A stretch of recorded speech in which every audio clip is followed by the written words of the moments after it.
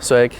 Mani sauc Mārtiņš Gaigalnieks, un es esmu portāla TVNet autosadaļas redaktors. Porsche Latvija man ir iedavusi Kajanas modeļa hibrīda versiju. Izaicinājuma mērķis ir tikt no Ādažu vidusskolas līdz Porsche centram Rīgā sastrēguma laikā ar maksimāli mazu degvielas patēriņu. Ļoti interesants izaicinājums, tāpēc es piekrītu arī, jo es parasti ikdienā braucu tikai pa lielam ar veizu. 0,6 litri uz 100 kilometriem.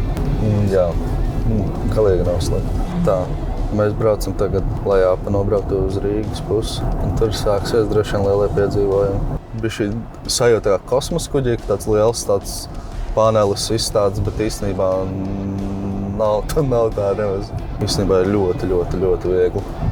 Nav pārbāsts, nezinu, ar 105 pogām, katra kaut ko tur citu nozīmē.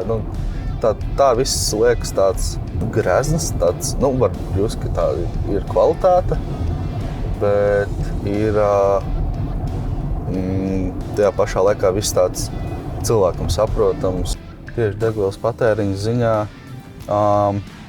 es domāju, ka tur arī es varētu būt augšgalā, kaut kur tur, jo es zinu, ka es braucu prātīgi, vismaz pagaidām. Ne vismaz, bet es braukšu arī prātīgi. Pagaidām izskatās, mēs šeit pasēdēsim. Patēriņš ir 1,2 litri. Es ceru, ka tas nav slikti. Mēs esam no Deglo tilta nogriezušies uz Pērnavas ielu. Tā, patēriņš man ir uzkāpis uz 1,5. Un te ir atkal korķis. Smīgi esam tikuši ārā no korķa. Degvielas patēriņš tagad arī nedaudz ir nokrities. Īstenībā, tad, kad tas jau brauciens iet, laikam pamazām uz beigu pusi. Ļoti komfortabli braukt. Kopumā ļoti forši. Man ļoti patika.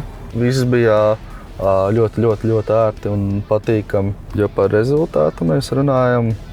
Kopējais patēriņš sanāk, jau ir 1,7 litri uz 100. Kopumā, kas ir ļoti maz. Es pat teiktu pārsteidzoši maz priekš maniem. Es ceru, ka tas būs pietiekami labs rezultāts.